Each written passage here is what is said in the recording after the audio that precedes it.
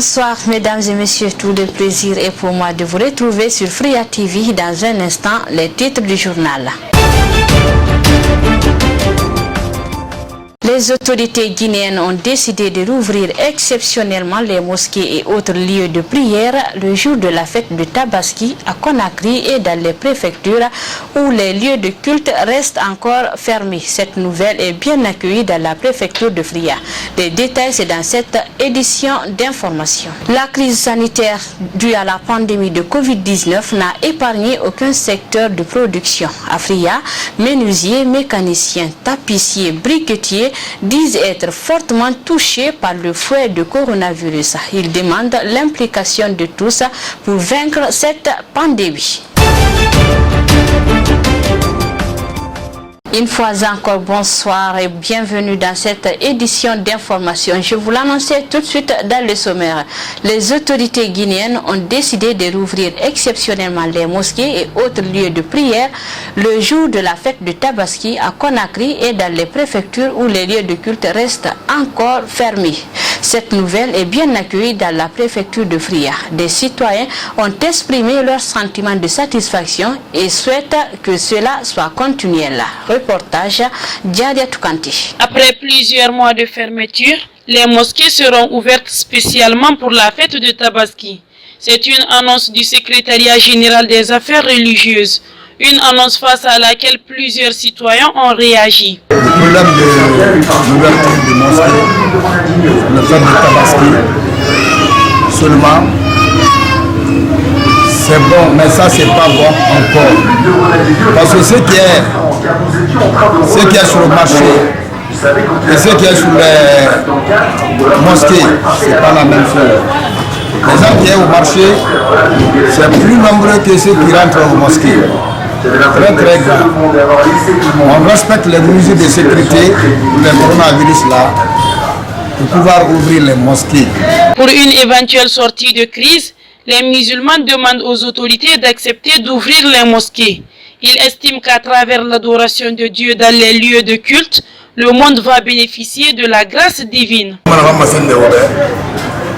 Marché bateau marché me da di toka mo idera mosquée ene fe kana di me fe kana ba ma ande amakan ma mende ave menaze ma a ba ma bare ka mosquée won me fe kana won bar fe kana alama c'est là-bas on na ma ma na radio ma on na ma kan ba na il fait que to ma dunia ko kana ma mosquée al haya mosquée ba dunia ko non dinara abadan te fure fe na mais mosquée mo la ma ba la lerbi ina on kana mesures de sécurité, mieux qu'on a accepté.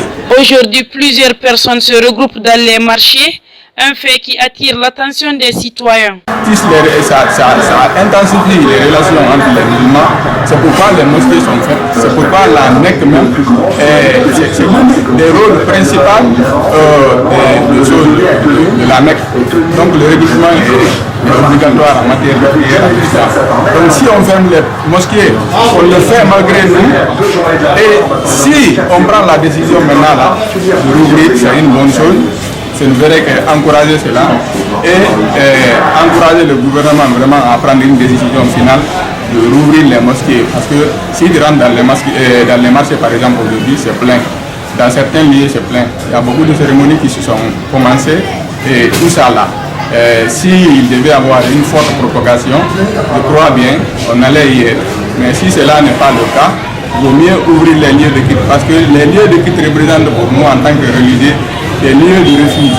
Pour l'heure, il reste à voir si toutes les dispositions seront réunies par les autorités pour fêter dans les bonnes conditions afin de limiter les risques de propagation de la pandémie de Covid-19.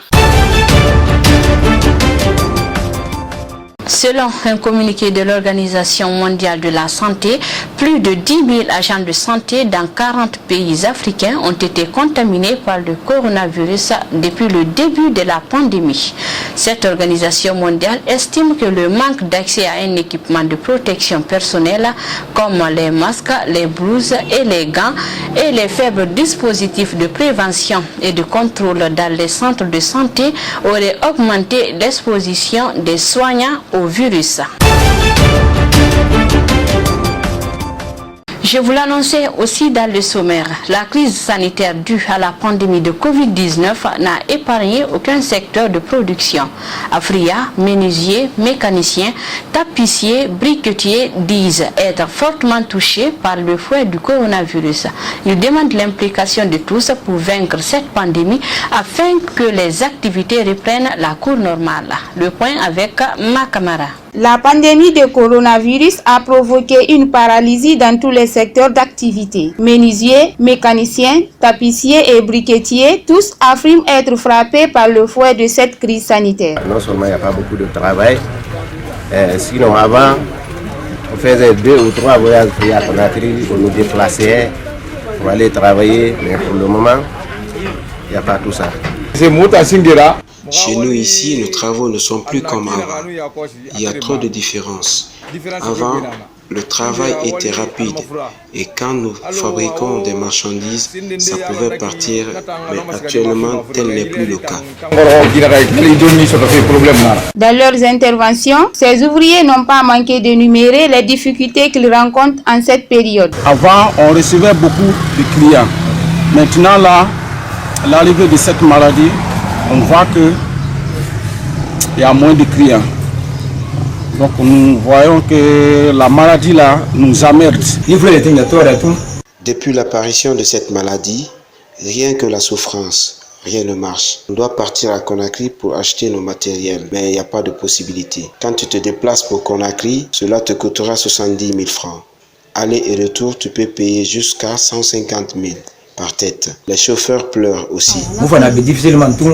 Ils sollicitent plus d'implication de l'État pour bouter la pandémie de Covid-19 hors des frontières guinéennes, pour qu'ils reprennent leurs activités habituelles. Tout ce qui est à leur pouvoir, et faire ce qu'il faut pour que ça s'arrête. Parce que ça nous pénalise beaucoup. Ils n'ont qu'à nous aider pour que cette maladie sorte de ce pays, pour que nos activités redémarrent. Nous sommes des pères de famille et quand tu travailles et que ça marche pas. Il faut signaler que la pandémie de Covid-19 a frappé tous les secteurs de production. C'est pourquoi beaucoup de personnes sollicitent l'implication de tous pour vaincre cet ennemi commun. L'actualité nationale en bref. À quelques mois de la prochaine élection présidentielle en Guinée, un consortium regroupant 17 plateformes de la société civile guinéenne avec à sa tête la jeunesse CEDEAO Guinée a lancé ce jeudi 23 juillet à Conakry l'Observatoire indépendant pour les élections libres apaisées en Guinée. L'objectif consiste à éviter à la Guinée des violences post-électorales comme celles survenues au lendemain des élections législatives et référendaires du 22 mars dernier. Dernier élément de cette édition d'information FNDC, le procès de Oumar Sidla, alias Fonike Mangue, membre du Front National pour la défense de la Constitution, va s'ouvrir le 6 août 2020 au tribunal de première instance de Dixine. L'information a été donnée par l'un de ses avocats en la personne de M. Salifou Biavogui. Il faut rappeler que Fonike Mangue a été mis aux arrêts le 17 avril dernier suite à son intervention dans l'émission Les Grandes Gueules de la radio Espace FM. Il est accusé de diffusion de fausses informations. Mesdames et messieurs, vous avez compris, ainsi s'achève cette édition d'information réalisée par la rédaction de Fria TV, au cadrage Cheikh Ahmed Tidjane Diallo, Abakar Keita, à la technique Jules Zogberemou et Mme Nassila. Merci à tous de l'avoir suivi. Bonne suite de programme sur notre antenne. Surtout, restez chez vous pour vous protéger contre la Covid-19.